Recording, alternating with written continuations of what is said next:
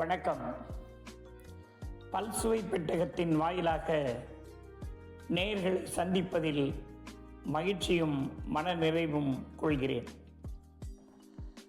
தமிழ் எண்ணற்ற கவிஞர்களை தன்னகத்தே கொண்ட ஒரு அற்புதமான ஒரு மொழி.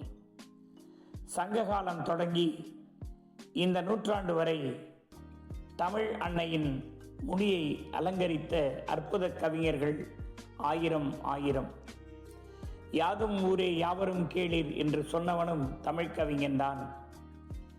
எல்லா ஊரும் என் சொந்த ஊர் என்றவனும் தமிழ் கவிஞன்தான். தமிழ் ஓவியத்தில் மிளிர் அழகில் உயிர் எங்கள் தமிழ்த்தாய் என்று பாடியவரும் ஒரு கவிஞர்தான். அப்படி அற்புதமான கவிஞர் வரிசையில் ஒருவர்தான் கவிஞர் ஏறு வாணிதாசன். ஆம், வாணிக்கு அவர் தாசனாய் விளங்கி தமிழுக்கும் அவர் தாசனாய் விளங்கியவர். ஜூலை மாதம் 22ஆம் தேதி 1915 ஆண்டு புதுச்சேரி வில்லியனூரில் திருக்காமு என்பவருக்கும் துளசி அம்மா என்பவருக்கும் மகனாக தோன்றியவர். பள்ளிப்படிப்பில் அவருக்கு அற்புதமான தமிழாசிரியர் கிடைத்தார். அவர்தான் பாவேந்தர் பாரதிதாசன். அவரால் ஈர்க்கப்பட்ட நம்முடைய அரங்கசாமி என்கிற எத்திராஜு என்ற இயற்பெயரை கொண்ட அவர் தனது பெயரை வாணிதாசன் என்று மாற்றிக்கொண்டு மிக அற்புதமான கவிதைகளை எழுதினார்.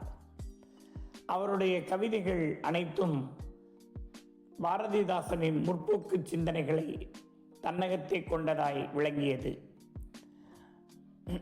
அவர் தமிழ்நாட்டின் தாகூர், தமிழ்நாட்டின் வேர்ட்ஸ்வொர்த் என்றெல்லாம் பாராட்டப்பட்டவர். இயற்கையை அதிகம் நேசித்ததால் தமிழ்நாட்டின் வேர்ட்ஸ்வொர்த் என்று மக்களால் பாராட்டப்பட்டார். கவிஞர் ஏறு, பாவலர் மணி என்றெல்லாம் தமிழ்நாடு அவரை சிறப்பித்து மகிழ்ந்தது. பாரதிதாசன் மாணவராக விளங்கிய கவிஞர் வாணிதாசன் மிகச்சிறந்த திராவிட இயக்க சிந்தனையாளராகவும் தமிழ் பற்றாளராகவும் விளங்கியவர். அவர் இளமையில் மிக சிறந்த ஆற்றல் மிகுந்த அறிவுமிக்க கவிதைகளை எழுதி தமிழ் உலகத்திற்கு பெருமை சேர்த்தவர். அவருடைய கவிதை நூல்கள் தமிழச்சி, சிரித்த நுணா, எழில் ஓவியம், எழில் விருத்தம், குழந்தை இலக்கியம் என பல நூல்கள் அவருடைய கவிதை நூல்கள். கொடிமுல்லை என்பதும் அவருடைய தமிழ் கவிதை நூல்களில் ஒன்று. இப்படி அற்புதமாய் தமிழுக்கு தொண்டாற்றியவர். தமிழே உயிர் மூச்சாய் கொண்டு வாழ்ந்தவர். தமிழச்சி என்ற கவிதை நூலை தமிழுக்கு தந்து தமிழச்சியின் பெருமையை உயர்த்தியவர். தமிழ்த்தாயை போற்றி வணங்குகிறார். தமிழர்களை என்றைக்கும் மறவாமல் நினைவு கூறுகிறார்.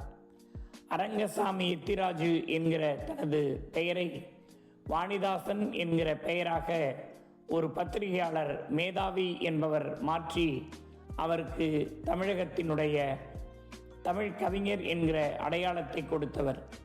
இன்றைக்கு அரங்கசாமி எத்திராஜு என்கிற பெயர் நமக்கு யாருக்கும் பலருக்கும் தெரியாது.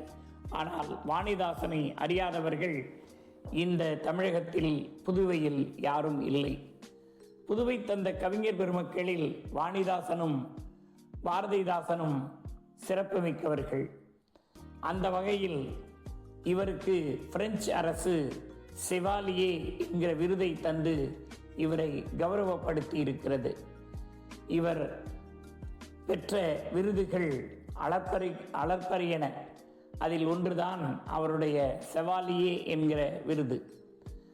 ஆக பாரிஸ் பிரெஞ்சு அரசாங்கத்தின் நற்பெயரையும் நட்புகழையும் பெருமைகளையும் பெற்றவர் வாணிதாசன் அவர்கள்.